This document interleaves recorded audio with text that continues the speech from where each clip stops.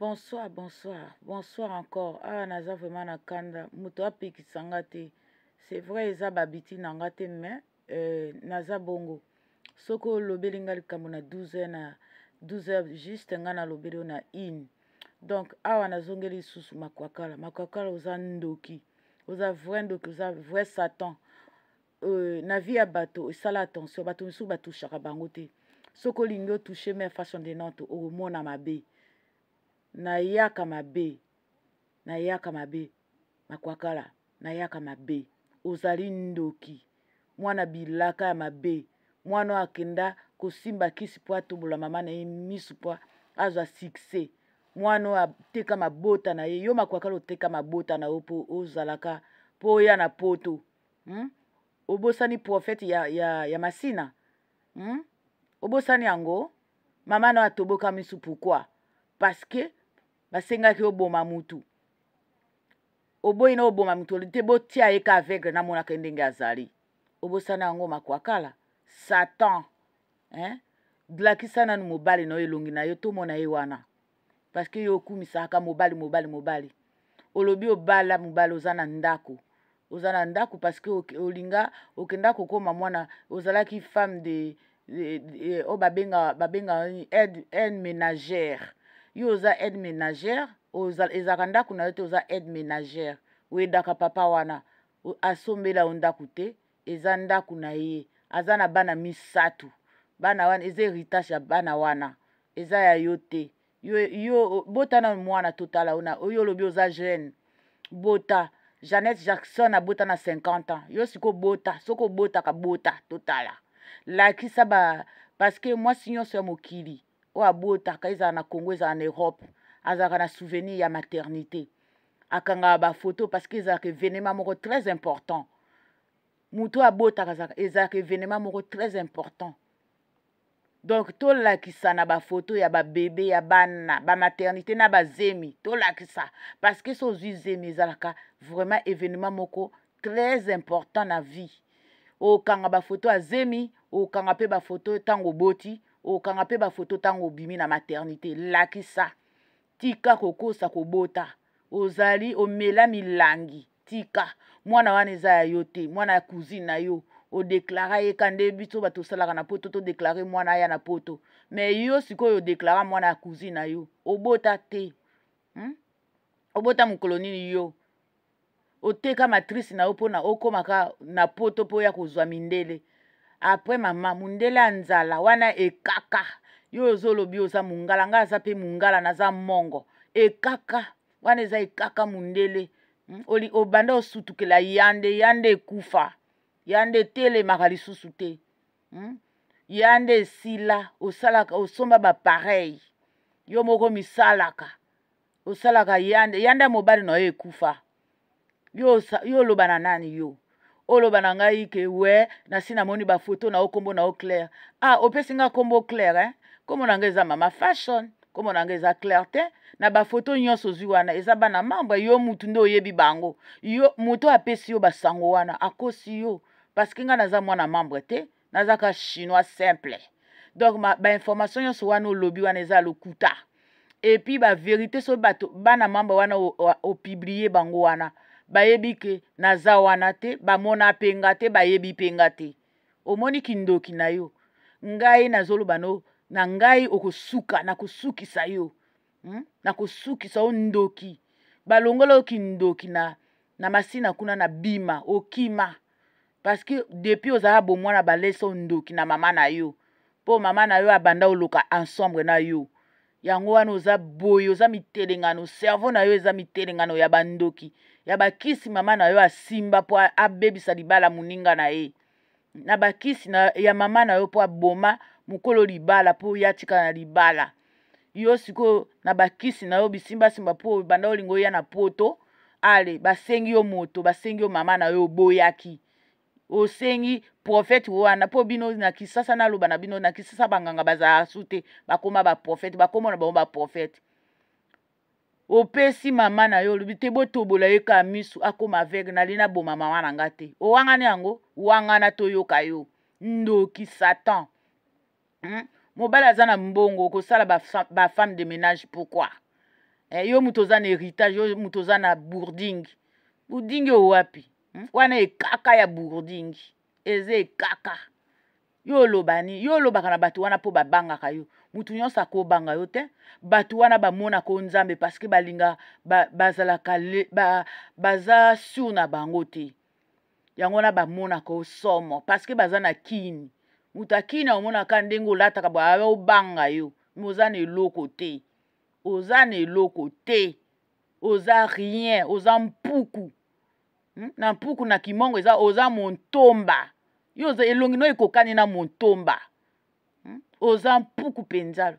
Na français eza rat. Oza elongi no eza lokola sauf souris. Omoni sauf souris ngembo. Elongi no eza lokola ngembo. Na basi wana otiaka na miso ekomisa openza lokola ibu. Ozo se ressemble na ibu na ngembo. Tala eloko oyo. Eloko atiaka elongi polele te respiraka te. Otiaka ba port na nzoto te respire te. Kaka maquillage. Tala ndenge osali. Lelo lokola nayebi te suki wana osali lokola. Nayebi te nani anga atumbi yo zazu. Zazu eza les années 60. Otia yango na 2020. Nyama. Zoba ya mwasi. Asutukelaka ba vie ya bato. Asala chaîne ka po alobelaka ba vie ya bato. Sala chaîne po olobelaka makambo ya kitoko. Wana okanisi ozwi nini? Osimba ba vie ya ba comédien. Siko ozokoma zela nanu lobi bana membre bakosakana na esprit na yo. Lobi bana membre bakosala yo musala. Lobi ba mama autorité bakosala yo musala. Lobi la Chine. Kokanisa te parce que to vandi nye. Yo na mutema no kanisi ke babangi nga. Oyebi la Chine te. Yo il faut to tia yo penza na suka. Il faut to komiso na suka penza. Lokolo luki guerre. Okozwa ngo tina suka makwakala. Ndoki Satan. Oza vraiment satanique. Oza vraiment vrai satanique yo. Oza Satan. Oza ndoki munene penza. Okanisi obangisa nani? Obangisa nga te. Yo ebi vinanga. Nga naza mariée. Je suis une femme mariée. Je ne suis pas une femme célibataire comme toi. Oza vraiment yeza obabengaka kizengi. Zenga yo penza. Tala misuma vondo lokola crapaud auti ko luka soki eloko akolia. Eloko alinga aimitaka tu Karine. Yo oza vraiment imitation ya Karine. Ba geste nyonso ya Karine osalaka yango.